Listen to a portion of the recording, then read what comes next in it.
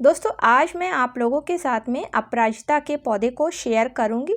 तो अगर आपके अपराजिता के पौधे पर ग्रोथ नहीं हो रही है, फ्लावरिंग आनी बंद हो गई है, साथ में आपका अपराजिता का पौधा सूख सा रहा है, तो आज के वीडियो में आपके साथ में अपराजिता के पौधे के लिए कुछ ऐसी ज़रूरी केयर टिप्स शेयर करूंगी।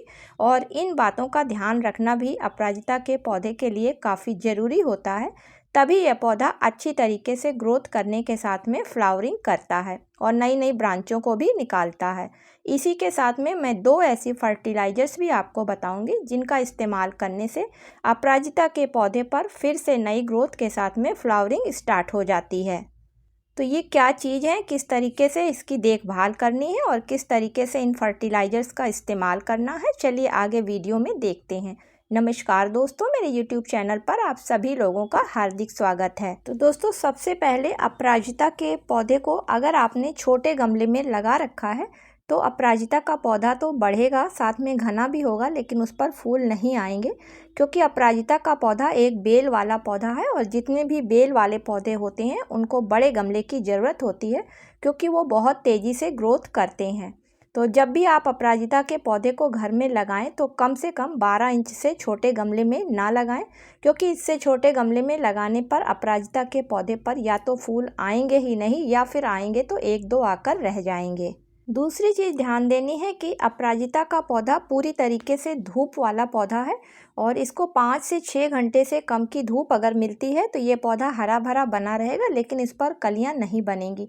इसलिए दोस्तों आप जब भी अपराजिता के पौधे को घर में लगाएं तो ऐसी जगह पे लगा के रखें जहां पर इसको सुबह से लेकर शाम तक की पूरे दिन की धूप बराबर मिलती रहे। इसके अलावा दोस्तों अपराजिता का पौधा एक बेल वाला पौधा है और बेल वाले पौधों को बढ़ने के लिए ऊपर की तरफ ज़रूरत पड़ती है।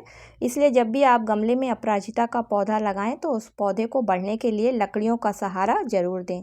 साथ में पौधे में जो इधर उधर एक्स्ट्रा डालियां लटक रही हों उन सभी को हटाते जाएं, जिससे कि पौधा अच्छी तरीके से ग्रोथ करता जाए। अपराजिता के पौधे से ज़्यादा और लंबे समय तक फ्लावरिंग लेने के लिए जो सबसे ज़रूरी काम होता है वो इसकी फलियों को हटाना होता है, क्योंकि दोस्तों अपराजिता के पौधे पर जैसे ही फूल फूल चुका होता है तुरंत पीछे से उसमें फली बनना स्टार्ट हो जाती है और जब फली बनने लगती है तो पौधा अपनी सारी एनर्जी उस फली पर लगाने लगता है और फूल आने उसमें बंद हो जाते हैं। इसलिए अगर आप बीज के लिए रखना चाहते हैं तो एक दो फलियों को छोड़कर जैसे ही फूल फूल चुका होता है तुरंत उसको डाली पर से हटा दें। अपराजिता के पौधे से अधिक मात्रा में फ्लावरिंग लेने के लिए जब इस पर कलियां बनने का टाइम आए तो दोस्तों उस समय पानी की मात्रा काफ़ी कम कर दें, क्योंकि अगर आप अधिक पानी उस टाइम पर देंगे तो ये पौधा अपनी सारी एनर्जी अपनी ग्रोथ पे लगा देगा और कलियों की तरफ ध्यान नहीं देगा। इसलिए पानी का विशेष ध्यान रखें। दोस्तों अपराजिता का पौधा एक हैवी फीडर प्लांट है क्योंकि ये वाइन वाला प्लांट है और जितने भी वाइन प्लांट होते हैं उन सभी को बढ़ने के लिए काफ़ी फर्टिलाइज़र की ज़रूरत पड़ती है। इसलिए अपराजिता के पौधे को हर 15 दिन के अंतर पर कोई ना कोई ऐसी फर्टिलाइज़र देते रहें जिसमें कि फास्फोरस और पोटेशियम की मात्रा ज़्यादा हो। तो दोस्तों इन बातों को ध्यान में रख के अगर अपराजिता के पौधे की देखभाल करी जाती है तो अपराजिता के पौधे पर निश्चित ही फूल आते हैं। चलिए बात करते हैं कि अगर आपका अपराजिता का पौधा ग्रोथ रोक चुका है और उस पर फ्लावरिंग आनी बंद हो गई है, साथ में आपका पौधा भी सूख सा रहा है, तो अब आपको अपने पौधे पर क्या काम करना है। तो दोस्तों सभी पौधों की तरीके से अपराजिता के पौधे पर भी एक समय ग्रोथ रुक जाती है और फ्लावरिंग आनी बंद हो जाती है। तो उसके लिए सबसे पहले आप अपने पौधे की अच्छी तरीके से प्रूनिंग कर दें। प्रूनिंग का मतलब है कि जितनी भी पुरानी ब्रांचें हैं या जो फूल चुकी हैं, खराब ब्रांचें हैं, उन सभी को पौधे पर से तुरंत हटा दीजिए। तो दोस्तों सामने आप जो ये पौधा देख रहे हैं, इस पौधे पर ग्रोथ रुक गई थी, साथ में फ्लावरिंग भी आनी बंद हो गई थी। इसलिए मैंने इसकी अच्छी तरीके से पौधे की प्रूनिंग कर दी और अब देखिए इस पर जो भी नई ब्रांचें आ रही हैं उन सभी ब्रांचों पर कलियां बन रही हैं। इसके बाद दोस्तों अब फर्टिलाइज़र देने की बारी है। तो अपराजिता के पौधे को फर्टिलाइज़र देने से पहले गमले की मिट्टी की अच्छी तरीके से साफ़ सफाई कर लें। तो साफ़ सफाई का मतलब है कि अगर किसी तरीके का खरपतवार है तो उसको मिट्टी से हटा दें। कोई सूखी पत्तियां या फंगस लगी पत्तियां हैं तो उनको भी मिट्टी से हटा दें। इसके बाद गमले की मिट्टी की अच्छी तरीके से थोड़ी डीप गुड़ाई कर लें और गुड़ाई करने के बाद में कम से कम 2 से 4 घंटे के लिए हवा लगने के लिए छोड़ दें। ऐसा करने से पौधे की जड़ तक हवा आसानी से पहुंच जाएगी और अगर आसपास कोई कीड़ा वगैरह है तो वो पौधे की मिट्टी से दूर हट जाएगा। अब दोस्तों 12 इंच के गमले में अगर अपराजिता का पौधा आपका लगा हुआ है तो लगभग 100 ग्राम के करीब आप वर्मी कंपोस्ट खाद या फिर गोबर की अच्छी सड़ी हुई खाद को ले लें। और ये खाद जो है आपकी पौधे पर NPK का काम करेगी, क्योंकि इसमें नाइट्रोजन, फास्फोरस, पोटेशियम पाया जाता है, जिसकी वजह से पौधे की ग्रोथ होगी और पौधे की रूट मजबूत होंगी। अब जो आपको दूसरी चीज़ लेनी है वो 2 छोटे चाय के चम्मच सरसों की खली का पाउडर लेना है।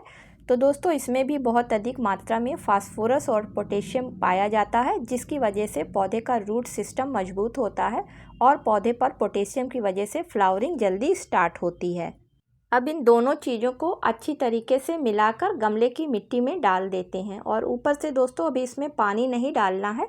पानी की जगह पर इसमें एक होममेड लिक्विड फर्टिलाइज़र हम डालेंगे। तो दोस्तों ये लिक्विड फर्टिलाइज़र हमारी प्याज के छिलकों की बनी हुई फर्टिलाइज़र है और ये लगभग 4 से 5 दिन पानी में अच्छी तरीके से छिलकों को भिगोकर तब तैयार करी गई है और इसमें बहुत अधिक मात्रा में पोटेशियम है, सल्फ़र है।